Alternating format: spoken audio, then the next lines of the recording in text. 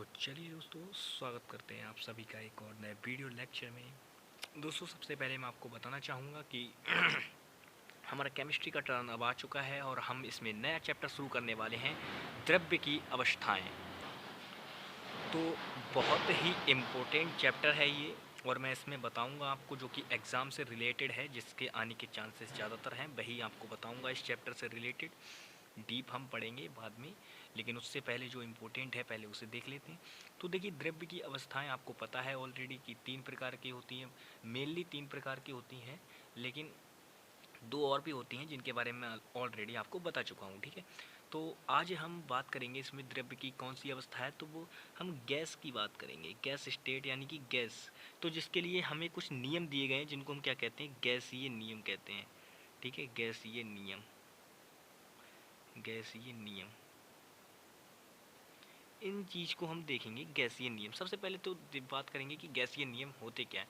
तो वे नियम जिनकी सहायता से हम किसी गैस की निश्चित मात्रा का क्या, ताप, दाब, आयतन में, ताप, दाब और आयतन, ठीक है, किस चीज़ में, ताप, दाब और आयतन में। और गैस की मात्रा कैसी होगी, मात्रा कैसी होगी गैस की, इधर देखिए यहाँ पे मात्रा कैसी होगी, निश्चित। यानी कि मेन फोकस आपका क्या रखना है। देखिए, गैसीय नियम क्या होते हैं, तो किसी, देखिए ध्यान रखिए, वे नियम जिनकी सहायता से किसी गैस की निश्चित मात्रा के ताप, दाब व आयतन में संबंध व्यक्त किया जाता है या संबंध बताया जाता है या स्थापित किया जाता है, तो वह आपके क्या कहलाते हैं भैया, गैसीय नियम कहलाते हैं। ठीक है, गैसीय नियम कहलाते हैं। ये छोटी सी बात हो गई, बिल्कुल आपको बता दी। अब देखिए, अब गैसीय नियम हैं क्या क्या। तो देखिए, 3 वैज्ञानिक इम्पोर्टेंट हैं, तो मैं तीनों के बारे में बताऊंगा, लेकिन उससे पहले मैं आपको एक वाक्य बताना चाहूँगा। अगर आपको ये वाक्य समझ में आ गया तो आप समझ लीजिए जो भी मैं आपको चीज़ें बताने वाला हूँ वो बहुत ही सरल लगने लगेंगी। सबसे पहली बात बात बताओ, ये 3 शब्द याद कर सकते हो, याद रहेंगे ये 3 शब्द, बताओ। फिर मैं इनसे आगे की तरीका बताता हूँ कि क्या होने वाला है। तो ध्यान दीजिएगा कि एक रॉबर्ट बॉयल नाम के वैज्ञानिक हुए थे। उन्होंने क्या माना था, ताप को स्थिर माना था। ठीक है, यानी कि यहाँ से देखिए वैज्ञानिक का नाम निकल आएगा आपका रॉबर्ट बॉयल, रॉबर्ट बॉयल। ठीक है, रॉबर्ट बॉयल, जिसे हम बॉयल का नियम भी कहते हैं। ठीक है, अब यहाँ से क्या निकलेगा आपका, ताप स्थिर रहता है, ताप स्थिर होगा, यानी कि स्थिर ताप पर बात होगी यहाँ पर। ठीक है, अब आगे बढ़ते हैं। अब देखिए यहाँ पे आपको क्या दिख रहा है, ये चा दिख रहा है और दा दिख रहा है। तो देखिए यहाँ से सबसे पहली बात चा, यानी कि यहाँ से वैज्ञानिक का नाम निकल आएगा आपका, यानी कि चार्ल्स नाम के वैज्ञानिक हुए थे। इन्होंने क्या किया था, इन्होंने स्थिर दाब को स्थिर माना था, स्थिर दाब, इन्होंने स्थिर दाब की बात की थी। स्थिर दाब पर गैस की इन्होंने जो भी बात बताई होगी हम बताएंगे आपको आगे। और उसके बाद एक और वैज्ञानिक बचते हैं जिन्हें कहा जाता है, एक लास्ट हैं, इनके बारे में भी चर्चा करेंगे। ठीक है, तो ये 2 आपके इम्पोर्टेंट हैं। और एक आते हैं आपके गैलुसेक। गैलुसेक जो वैज्ञानिक हैं, इन्होंने किसको माना था भैया, देखिए इन्होंने माना था आपका, देखिए क्या चीज़ रह गया, इन्होंने आपको स्थिर दाब पर भी हो गया, स्थिर ताप पर भी हो गया। अब क्या बात होगी, अब क्या बात होगी, स्थिर आयतन, तीसरी चीज़ रह गई। तो देखिए यहाँ से एक और वैज्ञानिक का नाम आता है, बात चांद की। अब की से आपको क्या निकालना है, आप बिल्कुल यहाँ पे देखो, एक बार मैंने क्या बोला था, ताप, दाब, आयतन, मैंने ये चीज़ें बताई थी आपको। देखिए आज बिल्कुल बेसिक से बताएंगे। इसमें मैंने आपको 3 चीज़ें बताई थी कि गैसीय नियम में 3 चीज़ों में संबंध व्यक्त किया जाएगा, यानी ताप, दाब और आयतन। इन्हीं में तो संबंध व्यक्त कर रहे थे गैसीय नियम हमारे। तो देखिए हमने एक एक बार स्थिर माना है इन तीनों वैज्ञानिक ने, एक ने ताप को मान लिया, एक ने दाब को मान लिया, अब एक तो बचा ये आयतन। अब इसको भी तो कोई स्थिर मानने वाला होना चाहिए ना। तो गैलुसिक बोले अब तुमने इन दोनों पे तो प्रयोग कर लिया भैया, रॉबर्ट से बोले तुमने ताप पे कर लिया, फिर चार्ल्स से बोले तुमने दाब पे को स्थिर मान के कर दिया, अब हम तुमसे बड़े कार्यस्थानगिरी हैं, अब हम तुमसे बड़ी कार्यस्थानी करेंगे, हम आयतन को स्थिर मान के करेंगे। तो इन्होंने आयतन को स्थिर माना, यानी कि गैलुसेक का ताप दाब नियम जिसे बोलते हैं उसके बारे में भी चर्चा करेंगे। ठीक है,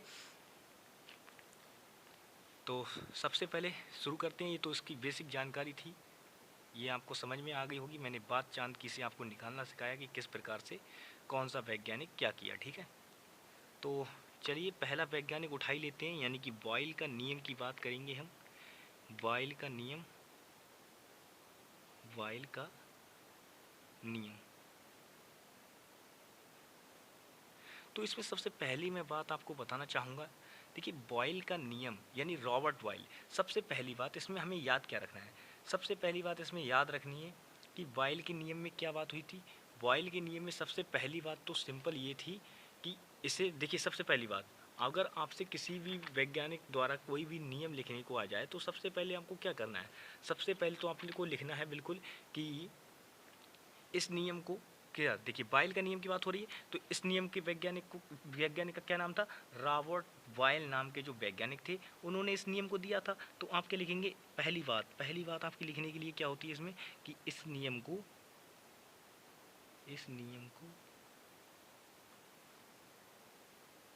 रॉबर्ट बॉयल ने दिया था, बॉयल ने दिया था। अब इस नियमानुसार जो बात हुई थी वो बात लिखते हैं, यानी कि इस नियमानुसार बात क्या हुई थी हमारी, इस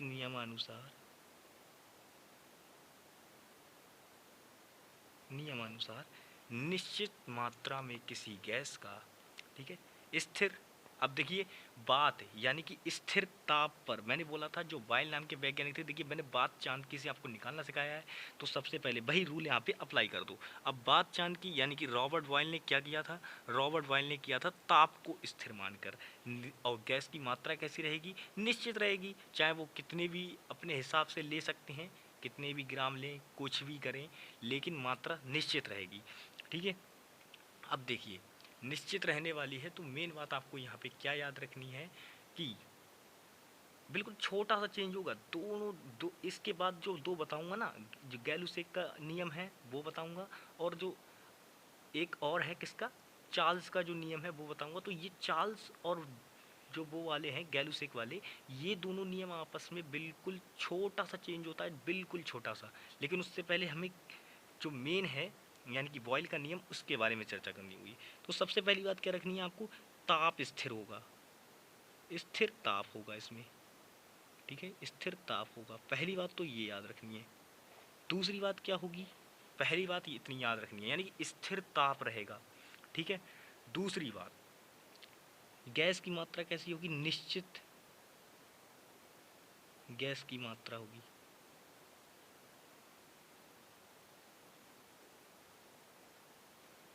दो बातें हो गई। अब देखिए इसके बाद हमारी बात आती है तीसरी, तीसरी बात क्या है कि जो हमारा आयतन होगा, ठीक है, आयतन, तो आयतन जो होगा, आयतन, तीसरी बात होगी आयतन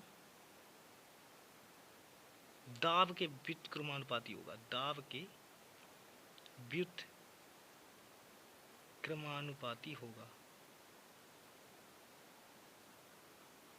अब देखिए सबसे मेन बात इसमें क्या याद रखनी है, सबसे पहली बात आपका स्थिर ताप जो है वो स्थिर रहेगा। दूसरी बात, गैस की मात्रा तो निश्चित होनी ही होनी है, यानी कि स्थिर ताप पर किसी गैस की निश्चित मात्रा का आयतन उसके दाब के व्युत्क्रमानुपाती होता है, किसके नियमानुसार, रॉबर्ट बॉयल के नियमानुसार, ठीक है। इस प्रकार से अब देखिए, अब किसकी बात हो रही है, जो हमारा आयतन है वो दाब के व्युत्क्रमानुपाती है, यानी कि बी, सबसे पहले व्युत्क्रमानुपाती की बात करेंगे तो 1/p, बताओ ये कॉन्सेप्ट हो जाएगा। अब देखिए, अब हम क्या करेंगे, अगर मैं ये समानुपाती का जो भी व्युत्क्रमानुपाती का चिन्ह है अब इसको हटाऊँ मैं तो क्या हो जाएगा, यानी कि इसको हटाते ही मुझे कोई ना कोई कांस्टेंट लेना पड़ेगा। चलो मैं के कांस्टेंट ले लेता हूँ, तो 1/p, तो के बराबर bp, बताओ भाई, या pv, आप कुछ भी कह सकते हो। ये आपका हो गया, ये हमें निकल के आया, ये हमें निकल के आया, जहाँ के एक नियतांक हो जाएगा, यानी कि देन के इज कांस्टेंट। अब देखिए हम दो गैसें ले लेते हैं जिससे कि हमें संबंध बनाने में कोई दिक्कत नहीं होगी दो गैसों के लिए। तो दो गैसें लेते हैं, दो गैसें जिनका आयतन क्या होगा, पहली गैस का आयतन P1 हो जाएगा, दूसरी गैस का आयतन आपका P2 हो जाएगा, सिंपल। ठीक है, इसी प्रकार पहली गैस का आयतन आपका V1 हो जाएगा। अब देखिए ये तो हमारा क्या था, ये हमने लिख लिया दोनों गैसों के दाब। अब इसी प्रकार पहली गैस का आयतन आपका क्या हो जाएगा, B1 हो जाएगा, दूसरी गैस का आयतन आपका क्या हो जाएगा, B2 हो जाएगा। अब देखिए अब हमें इनमें एक समीकरण, हमारी दो समीकरणें बन जाएंगी जिससे हम क्या करेंगे, तुलना करेंगे। तो हमें एक फॉर्मूला टाइप का बन जाएगा जिसका हम यूज़ करेंगे जब हमें बॉयल के नियमानुसार बात हमारी होगी तब। कैसे होगी, न्यूमेरिकल भी इसका एक लेंगे, लेकिन न्यूमेरिकल क्लासेस हम इसके बाद में रखेंगे। सबसे पहले चैप्टर के कॉन्सेप्ट को समझेंगे पूरी तरीके से, ठीक है, उसके बाद हम न्यूमेरिकल्स पर चलेंगे। लेकिन सबसे पहले हम पहली गैस के लिए चलिए बनाते हैं। पहली गैस के लिए, तो पहली गैस के लिए हम किसके नियम अनुसार बात कर रहे हैं, बॉयल के नियम अनुसार बात कर रहे हैं। चलिए यहाँ पे लिख देते हैं बॉयल के नियम से। तो बॉयल का नियम क्या कहता है भैया, बॉयल का नियम कहता है जो आयतन होगा वो कुछ इस प्रकार से होगा, है इस प्रकार से तो होगा। चलिए मैं डायरेक्ट यहाँ पे किए दे रहा हूँ, लेकिन मैं यहाँ पे कर देता हूँ, फिर भी कुछ इस प्रकार से होता है, बिल्कुल बताओ, यही तो होता है। यानी कि जो आयतन होगा वो दाब के व्युत्क्रमानुपाती होता है। तो ठीक है, अब मैंने यहाँ पे के कांस्टेंट ले लिया, यानी कि मैं बताऊँ तो P1 बराबर हो जाएगा आपका B1 और K, ठीक है।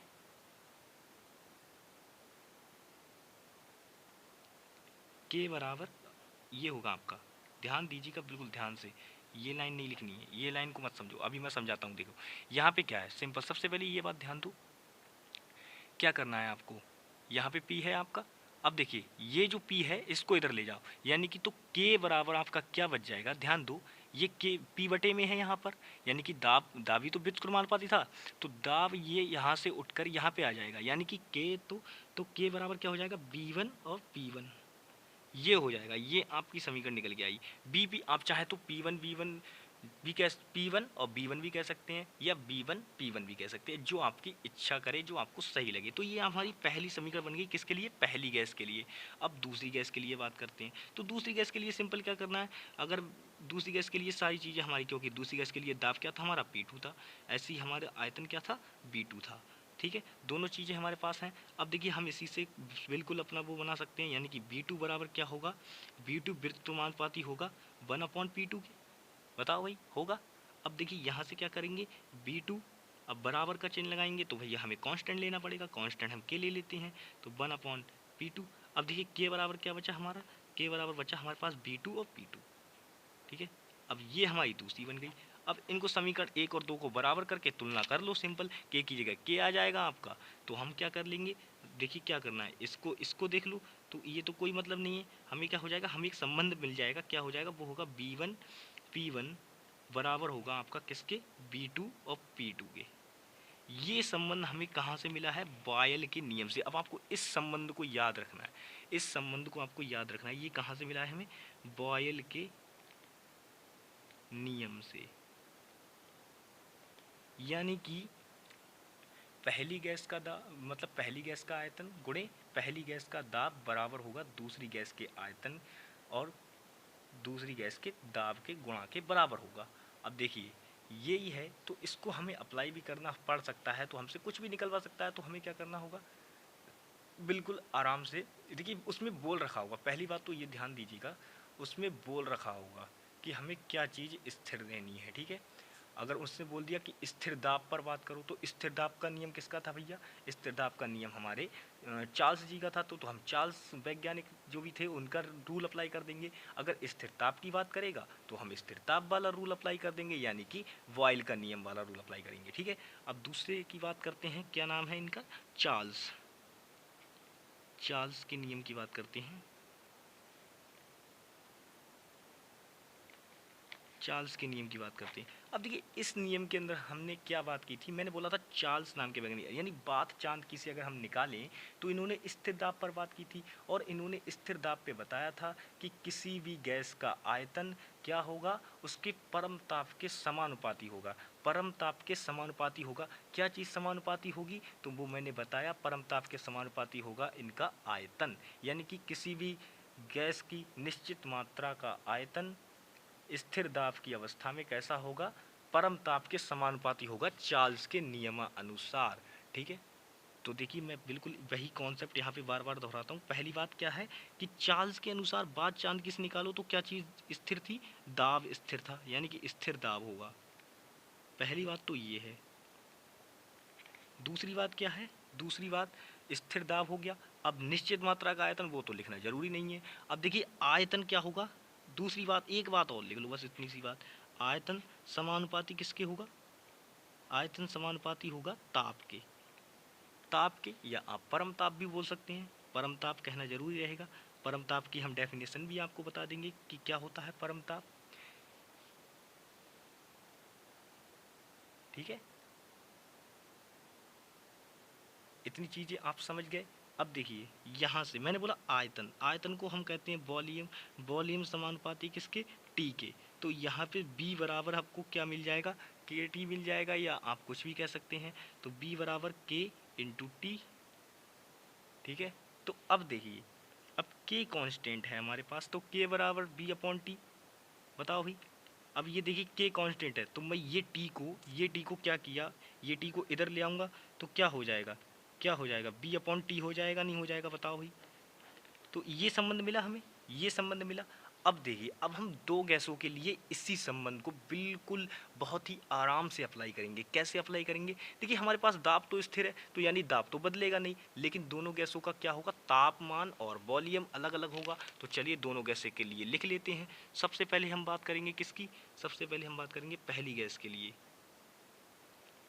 पहली गैस।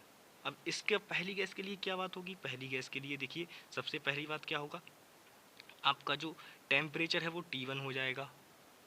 ठीक है, क्योंकि टाइम देखिए रूल से चलेंगे ना, रूल क्या कहता है, रूल कहता है कि B जो होगा वो किसके समानुपाती होगा, T के समानुपाती होगा। तो यही दोनों चीज़ें तो हमें लेनी है, यही दोनों चीज़ें तो हमें लेनी है, सिंपल इन्हीं में संबंध व्यक्त करना है हमको।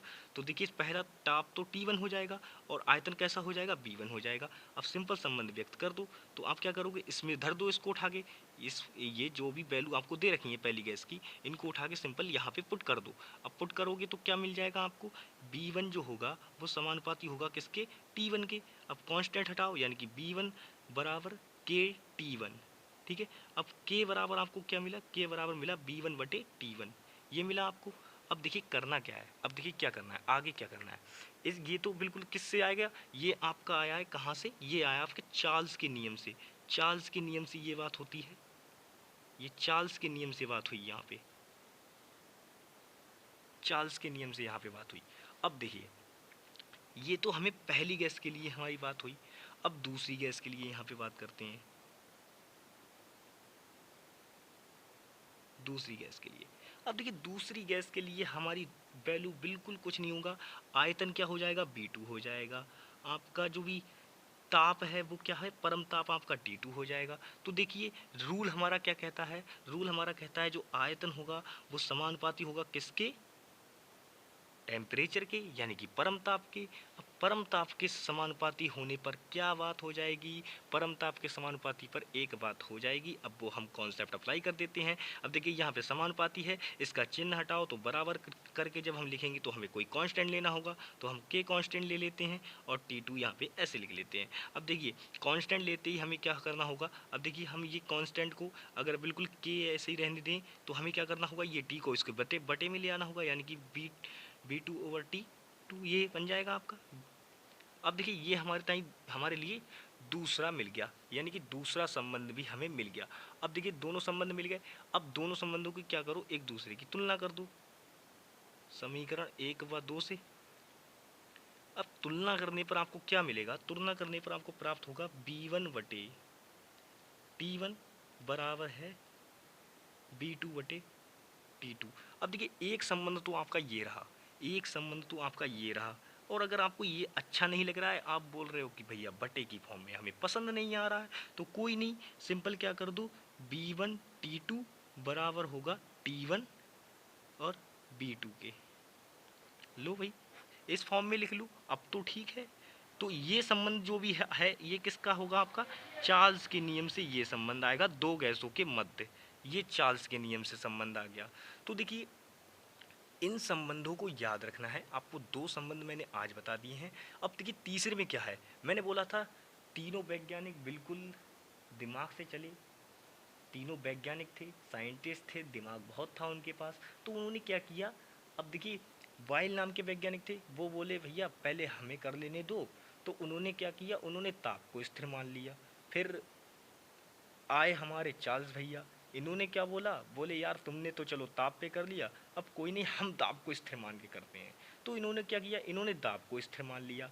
अब गैलूसेक आए, बोले यार तुमने ताप को मान लिया, उन्होंने दाब को मान लिया, मैं क्या करूं। तो बोले मैं तीसरी चीज को स्थिर मानूंगा, बोले चलो भाई तुम भी कर लो। अब इन्होंने स्थिर कैसे माना, आयतन को स्थिर मान लिया। इन्होंने गैस के आयतन को ही स्थिर करके अपने प्रक्रम को दोहराया, अपने प्रक्रम को किया। तो इन्हें क्या चीज मिली, इन्हें मिली, अब देखिए क्या चीज स्थिर है, यहाँ पे इनका आयतन स्थिर है। अब आयतन स्थिर है तो आयतन की तो कोई वैल्यू होगी ही नहीं, आयतन की तो बिल्कुल एकदम समान रहना है आयतन। जब आयतन समान रहेगा तो बदलेगी क्या चीज़, बदलेगी बिल्कुल दाब बदलेगा और टेम्परेचर बदलेगा। तो टेम्परेचर बदलेगा लेकिन कैसे, टेम्परेचर रहेगा समानुपाती, समानुपाती रहेगा। अब मैंने देखिए बोला था छोटा सा चेंज होगा, तो वो छोटा सा चेंज मैं आपको कल समझाऊंगा। मैंने वैसे बेसिक बता दिया है कि गैलूसेक के नियम के अंदर क्या बात होगी, ठीक है। तो बाकी बात हम कल की वीडियो में करेंगे, आज की वीडियो में बस इतना ही। आई होप आपको समझ में आया होगा। अब देखिए बिल्कुल नॉर्मल चीज़ें इसमें हैं बताने को, वो मैं आपको बिल्कुल कल बता दूंगा बहुत अच्छी तरीके से और आप समझ भी जाओगे, ठीक है। 1-2 न्यूमेरिकल करेंगे और ये चैप्टर ज़्यादा बड़ा खास नहीं है, वैसे तो अच्छी खासी चीज़ें हैं इसमें बताने के लिए, लेकिन एग्ज़ाम की दृष्टि से जो इम्पोर्टेंट है वो पहले जल्दी बताने की कोशिश करेंगे, ठीक है। तो चलिए आज की वीडियो में बस इतना ही।